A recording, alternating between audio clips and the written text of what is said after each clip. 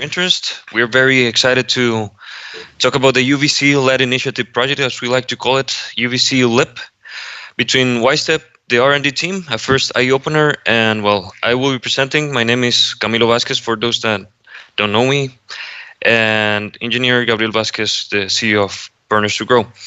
So we'll make a little overview of what we're going to see here. So the main objective of this meeting will be to show you the potential of the development of this UVC technology to attend the demand on sanitation, specifically with these lights.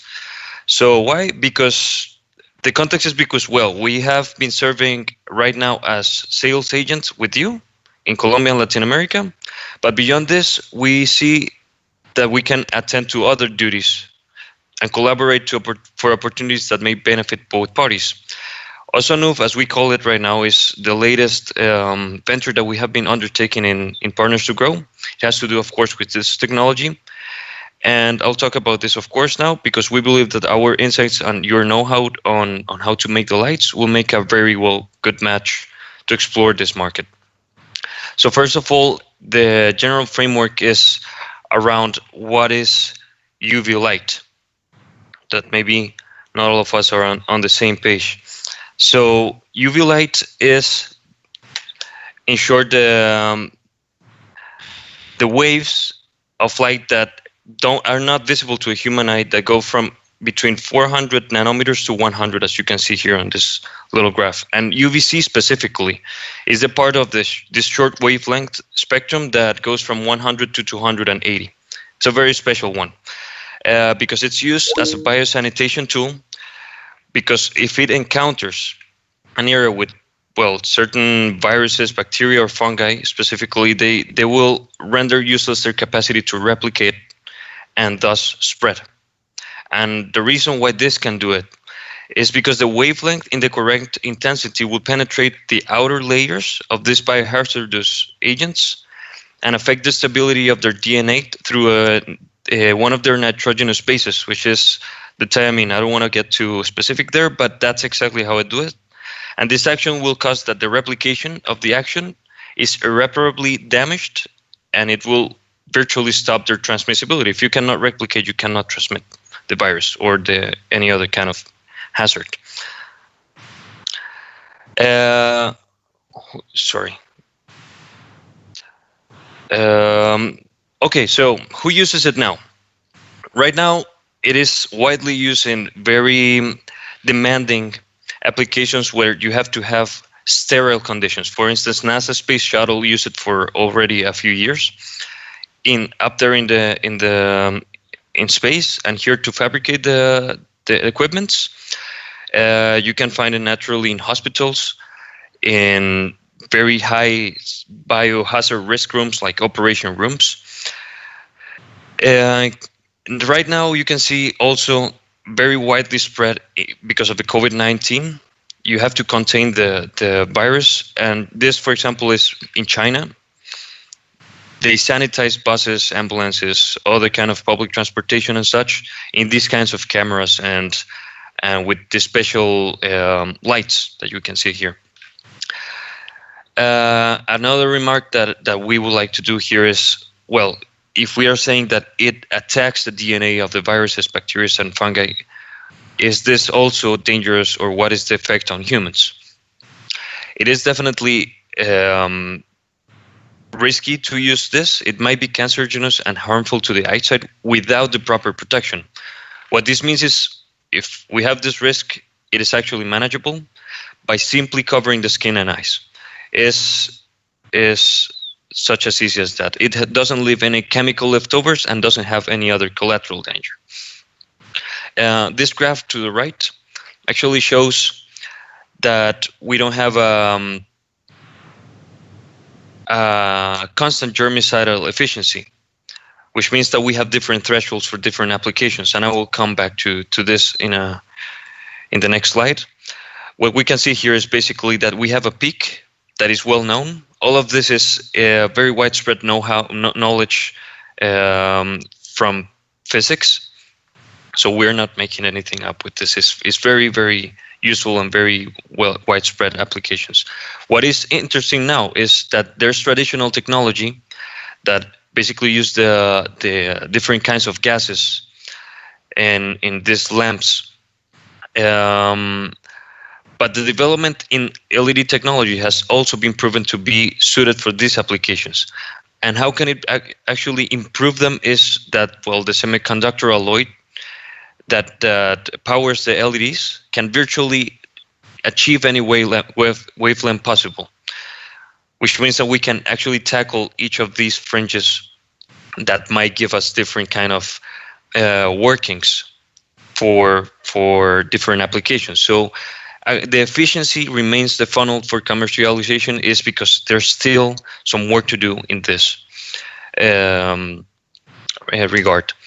So we can applicate these lights in different environments with different targets, depending on whether we isolate the light from people or whether we use it around people. So without people, we can have, for example, we have in Partners to Grow, we have used these automated remotely guided machines. These are stationary ones that we use conjoined with ozone. We can come to that topic in another moment, but right now we focus on the light. The stationary lights can be programmed, for example, for idle times at night, for example, to make runs to sanitize a space. And the high intensity blast for big spaces is, in a nutshell, very high intensity lights that can shine through very big spaces like fields, like big barracks or stuff like this that need to be washed out in a more general way. Also, the applications can be around people. As we said, we can have a simple protection to this kind of risk by covering from the light. On the top left of this image, for example, this is a development that we have been working on in the last month.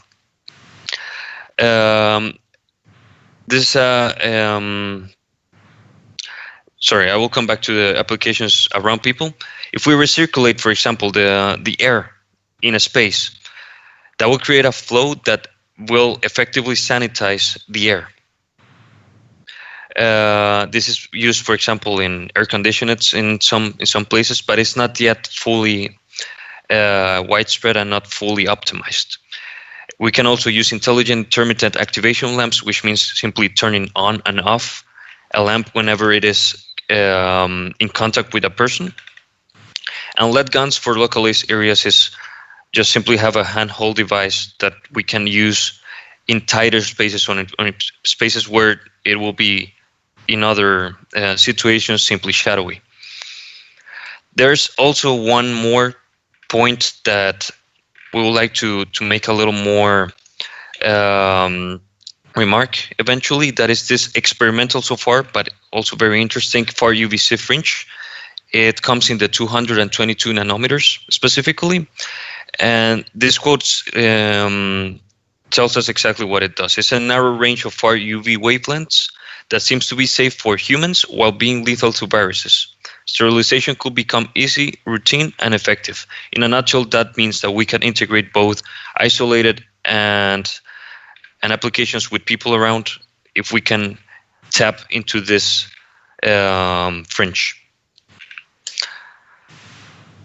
So, what are the target markets for UVC LIP if we can develop this venture? Is that we can tap into this opportunity to develop the technology that attends to the growing need of the world to withhold and mitigate the impact of pathogens due to certain facts. Right now we have it, the clearest example of it all, the COVID-19 outbreak. There is surely to be more of this kind, and there's surely to be more other kind of risks, biohazard risks attached that can be tackled with this technology. So the basic reason is contact and interaction of people. As you can see, for example, this military unit transport, we have very tight spaces with a lot of people simply being around each other. This is the perfect environment for transmissibility. We also have military facilities, as said before, barracks, or any other kind of space that you have. Well, I'm making here a lot of emphasis on military stuff because of the clear connection between WLed and the military industry. There's also other parts of the military industry that might be a little bit more luxurious, like the bottom right. In boats, helicopters, jets, any other kind of transportations, and many more that will simply have the need to shield themselves from this kind of danger. Simply also as being cautious about it. So what is next is to define if this is actually interesting and feasible to start working on UVC Lib between WLed in cooperation with Partners to Grow, come to any kind of agreement in how to work. And in that way, we could delegate some team members, on two sides. And if this is decided and there seems to be a way to move forward with this, we could set a technical meeting with both parts, engineering-wise and manager-wise perhaps as well, to establish the project milestones. Thank you very much. That will be the first eye-opener. So I guess we can move on if we have any questions. Thank you very much. Definitely very interesting.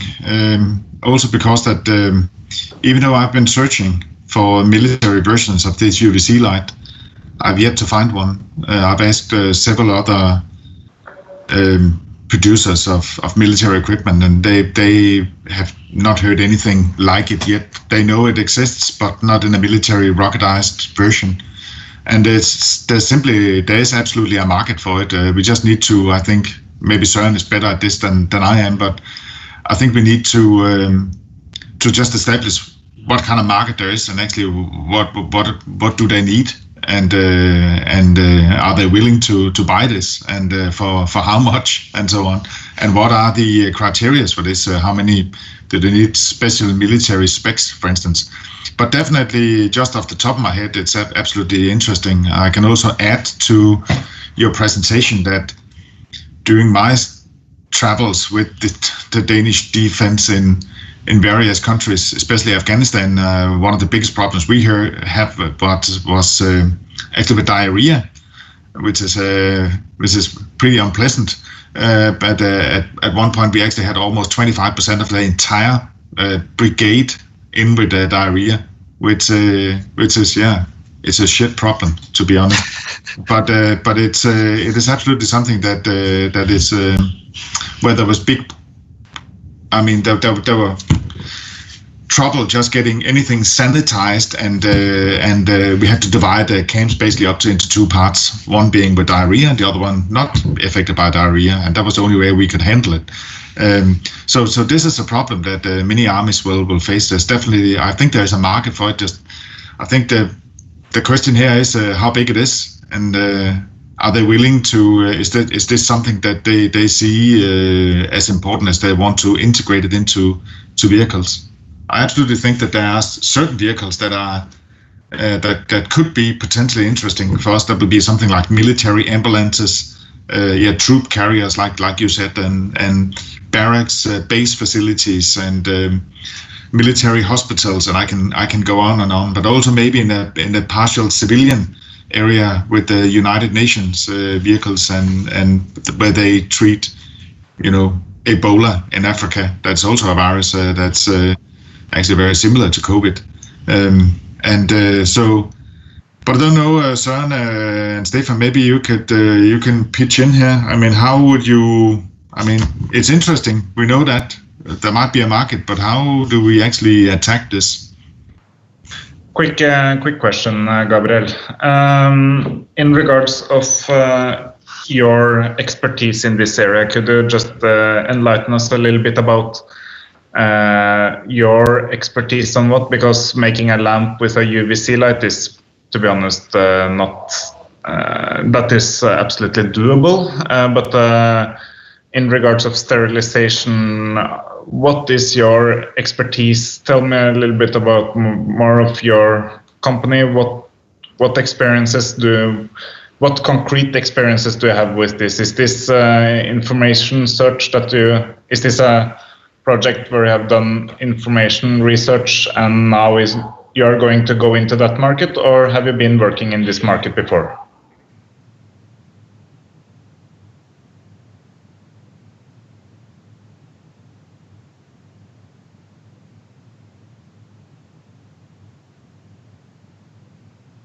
Yep.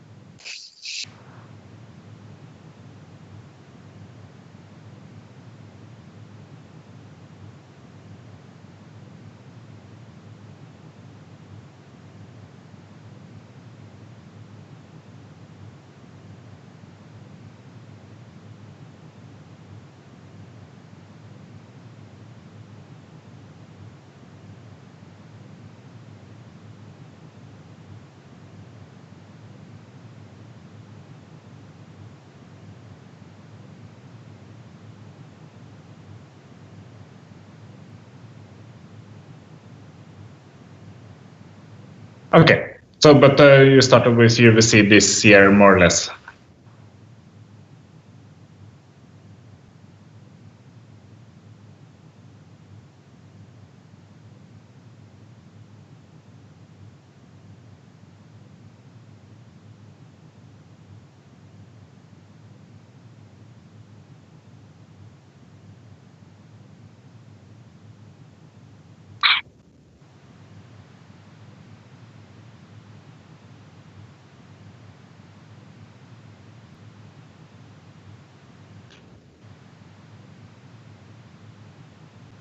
Oh.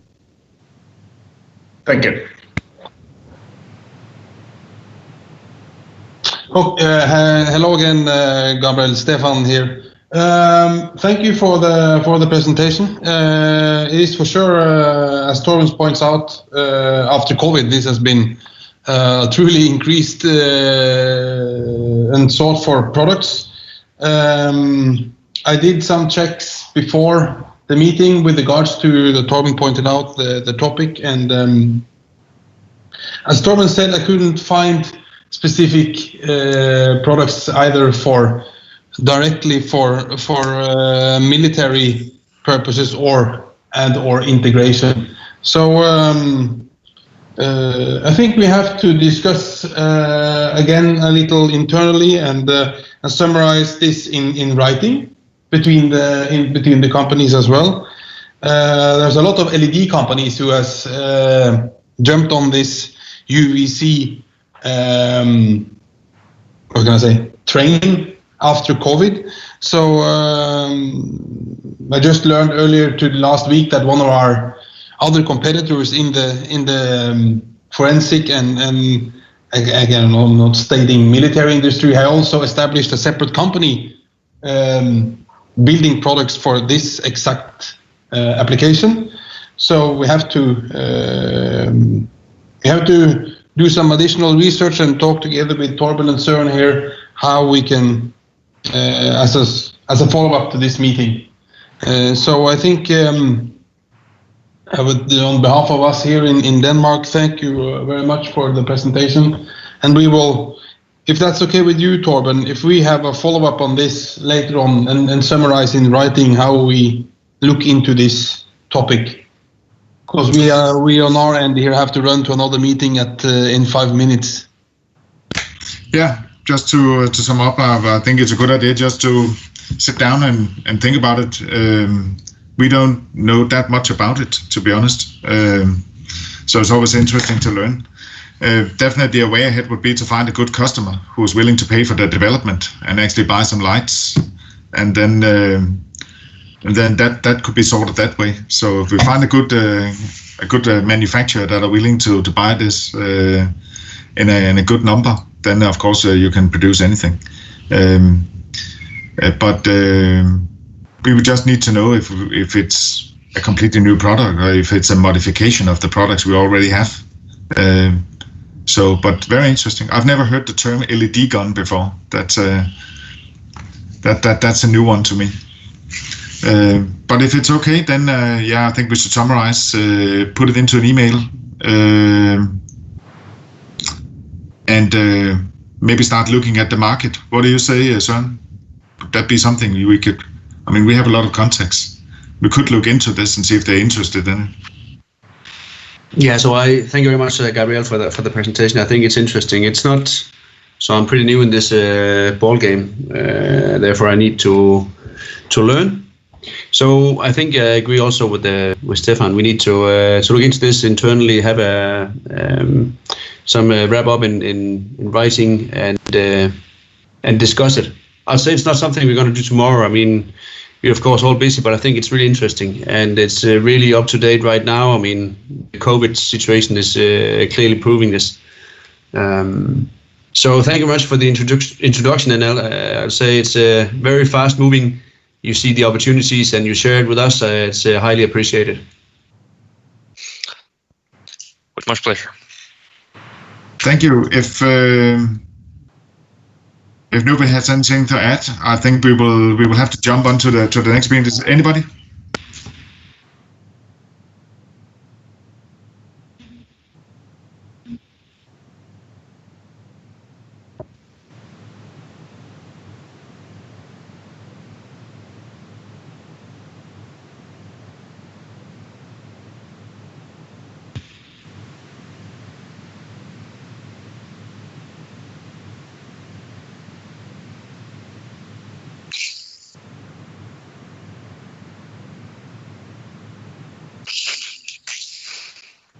That's a good point. That we're looking forward to see you here in Denmark, Gabriel. So we will move on. Thank you for your time, everybody. Oh, Stefan. Yeah. You had an afterburner. Huh? Did you have an afterburner? Oh no, I said thank you. Okay, thank you very much. Have a nice day. Thank you, everybody. Have a nice Bye, day. guys. Goodbye. Nice to see you. Thank you. Goodbye.